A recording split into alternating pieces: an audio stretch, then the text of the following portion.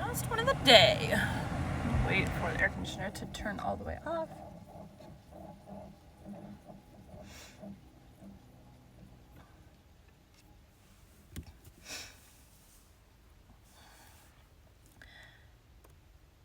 Today we'll be continuing Great Expectations by Charles Dickens. Chapter 47. Some weeks passed without bringing any change. We waited for Wemmick, and he made no sign. If I had never known him out of Little Britain, and had never enjoyed the privilege of being on a familiar footing at the castle, I might have doubted him. Not so for a moment, knowing him as I did. My worldly affairs began to wear a gloomy appearance, and I was pressed for money by more than one creditor. Even I myself began to know the want of money. I mean of ready money in my own pocket, and to relieve it by converting some easily spared articles of jewelry into cash. But I had quite determined that it would be a heartless fraud. Yeah, that's what it says. But I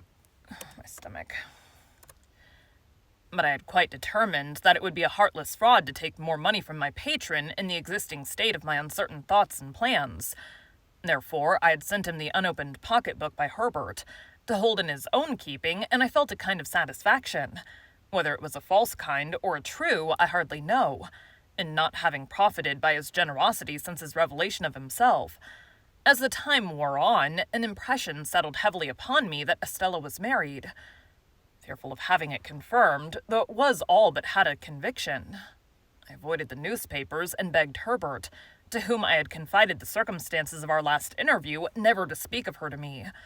Why I hoarded up this last wretched little rag of the robe of hope that was rent and given to the winds, how do I know? Why did you who read this commit that not dissimilar inconsistency of your own last year, last month, last week?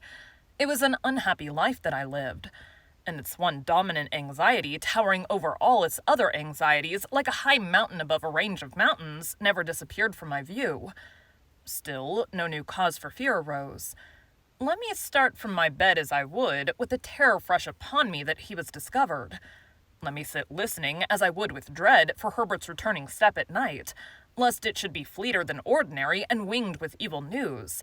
For all that, and much more to like purpose, the round of things went on. Condemned to inaction, and a state of constant restlessness and suspense, I rowed about in my boat, and waited. Waited as best I could. There were states of the tide when, having been down the river, I could not get back through the eddy-chafed arches and starlings of old London Bridge. Then I left my boat at a wharf near the custom house, to be brought up afterwards to the Temple stairs. Excuse me. Temple stairs.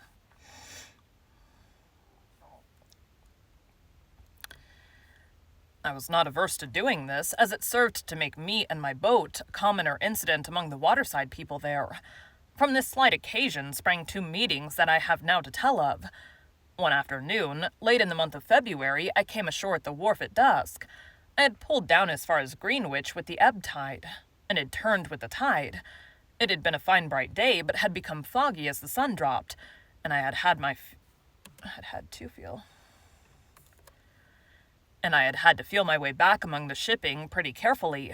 But in going and returning, I had seen the signal in his window all well. As it was a raw evening, and I was cold, I thought I would comfort myself with dinner at once. And as I had hours of dejection and solitude before me if I went home to the Temple, I thought I would afterwards go to the play. The theatre where Mr. Wopsle had achieved his questionable triumph was in that waterside neighborhood. It is nowhere now. And to that theatre I resolved to go.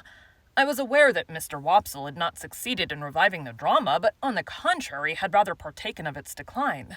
He had been ominously heard of through the playbills as a faithful black, in connection with a little girl of noble birth and a monkey, and Herbert had seen him as a predatory Tartar of comic propensities, with a face like a red brick, and an outrageous hat all over bells. With a face like a red brick, and an outrageous hat all over bells.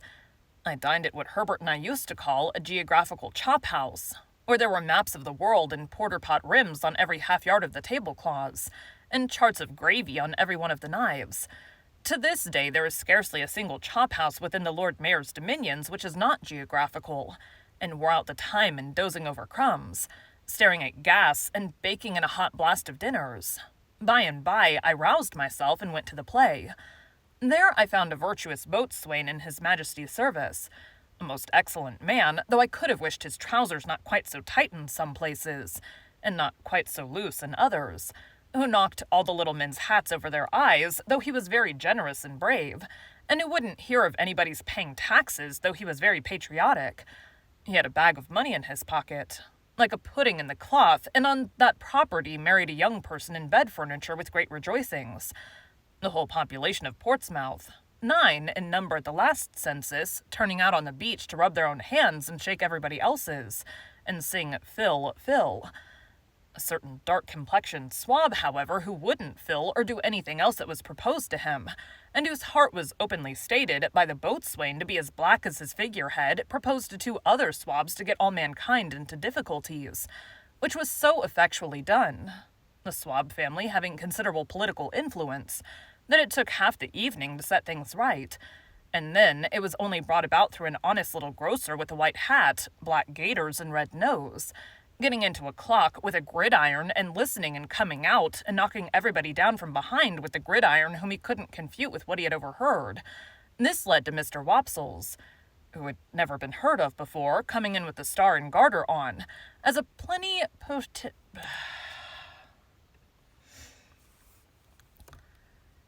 plenipotentiary of great power direct from the Admiralty, to say that the swabs were all to go to prison on the spot, and that he had brought the boatswain down the Union Jack as a slight acknowledgment of his public services. The boatswain, unmanned for the first time, respectfully dried his eyes on the Jack, and then cheering up and addressing Mr. Wopsle as "Your Honor," solicited permission to take him by the fin. Mr. Wopsle, conceding his fin with a gracious dignity, was immediately shoved into a dusty corner while everybody danced a hornpipe, and from that corner, surveying the public with a discontented eye, became aware of me.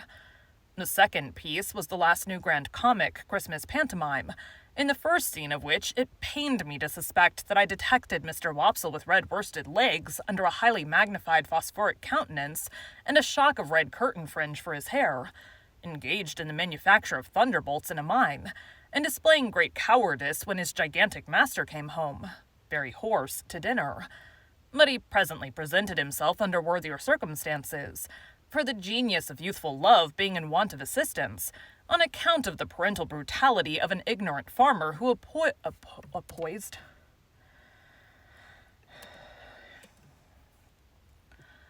On account of the parental brutality of an ignorant farmer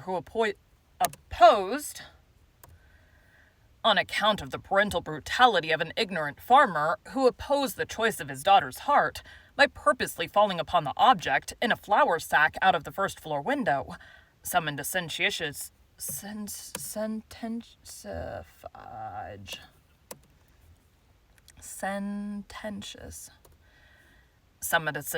enchanter, and he, coming up from the antipodes rather unsteadily, after an apparently violent journey, proved to be Mr. Wopsle in a high-crowned hat, with a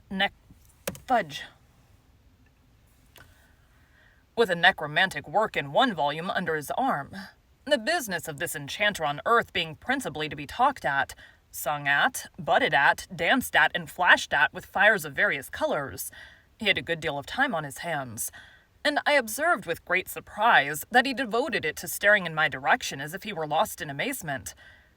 There was something so remarkable in the increasing glare of Mr. Wopsle's eye, and he seemed to be turning so many things over in his mind, and to grow so confused that I could not make it out. I sat thinking of it long after he had ascended to the clouds in a lodge.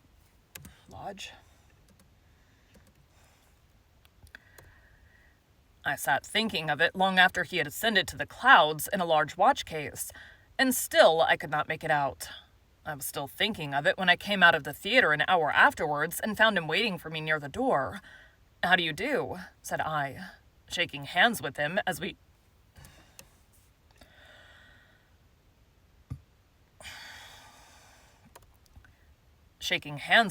turned down the street together.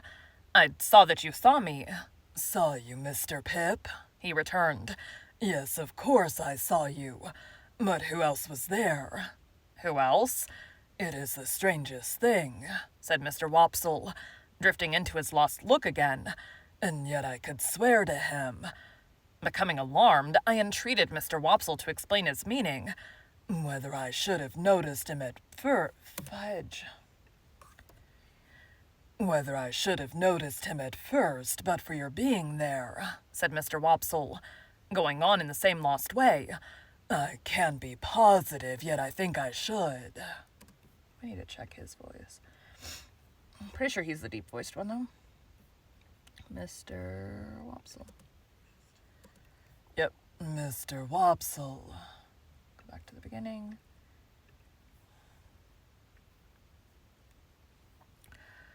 Should.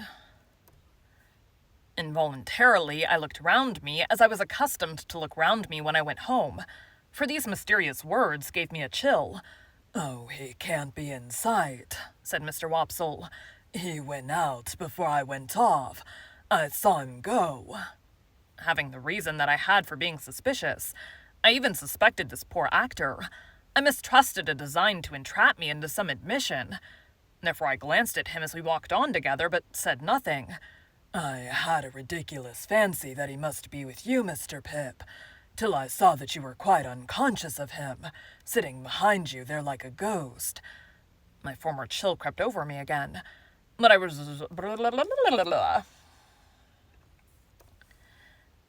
resolved not to speak yet, for it was quite consistent with his words that he might be set on to induce me to connect these references with Provis. Of course I was perfectly sure and safe that Provis had not been there. I dare say you wonder at me, Mr. Pip. Indeed, I see you do. But it is so very strange. You'll hardly believe what I'm going to tell you. I could hardly believe it myself if you told me. Indeed, said I. No, indeed. Mr. Pip, you remember in old times a certain Christmas day, when you were quite a child and I dined at Gargery's, and some soldiers came to the door to get a pair of handcuffs mended. I remember it very well. And do you remember that there was a chase after 2 convicts, and that we joined in it, and that Gargery took you on his back, and that I took the lead and you kept up with me as well you could? I remember it all very well. Better than he thought, except the last clause.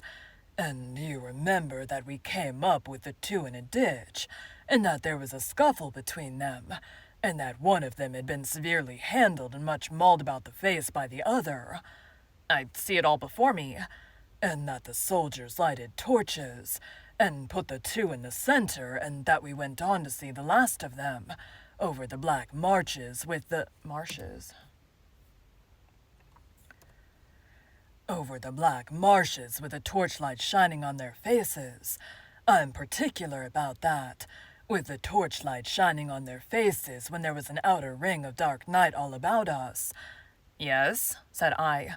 I remember all that. Then Mr. Pip, one of those 2 prisoners sat behind you tonight. I saw him over your shoulder. Steady, I thought. I asked him then, which of the 2 do you suppose you saw? The one who had been mauled, he answered readily. And I'll swear I saw him. The more I think of him, the more certain I am of him. This is very curious, said I, with the best assumption I could put on of its being nothing more to me. Very curious indeed. I cannot exaggerate the enhanced disquiet into which this conversation threw me, or the special and peculiar terror I felt at Compeyson's having been behind me like a ghost. For if he had ever been out of my thoughts for a few moments together since the hiding had begun, it was in those very moments when he was closest to me. And to think that I should be so unconscious and off my guard after all my care was as if I had shut an avenue of 100 doors to keep him out, and then had found him at my elbow. I could not doubt either that he was there because I was there, and that however slight an appearance of danger there might be about us, danger was always near and active. I put such questions to Mr. Wopsle as, when did the man come in? He could not tell me that. He saw me, and over my shoulder he saw the man. It was not until he had seen him for some time that he began to identify him. But he had from the first vaguely associated him with me, and known him as someone... known him as somehow.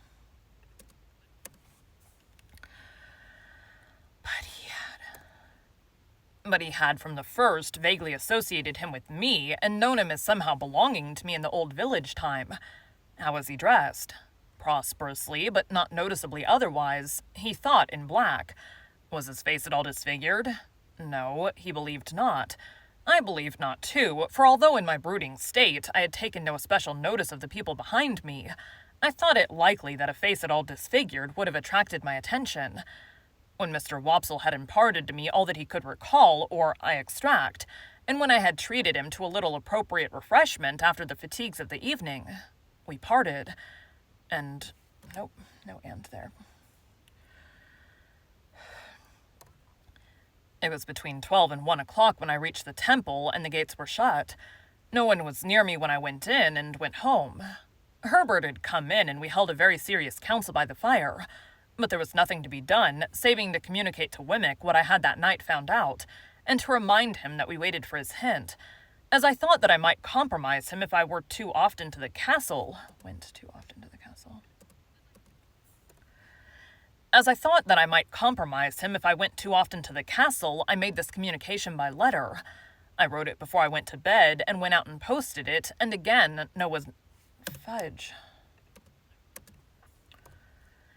I wrote it before I went to bed, and went out and posted it, and again, no one was near me. Herbert and I agreed that we could do nothing else but be very cautious, and we were very cautious indeed. More cautious than before, if that were possible. And I, for my part, never went near Chinks Basin except when I rode by, and then I only looked at Mill Pond Bank as I looked at anything else. Thank you for joining Bite at a Time Books today, while we read a bite of one of your favorite classics. Again, my name is Bree Carlile, and I hope you come back tomorrow for the next bite of Great Expectations. All right, let's delete 47 and up.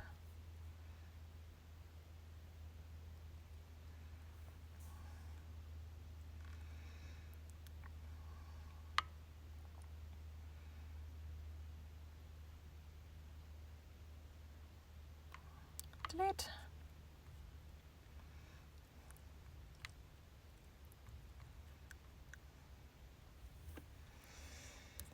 All right, that's it for today. Thanks, guys.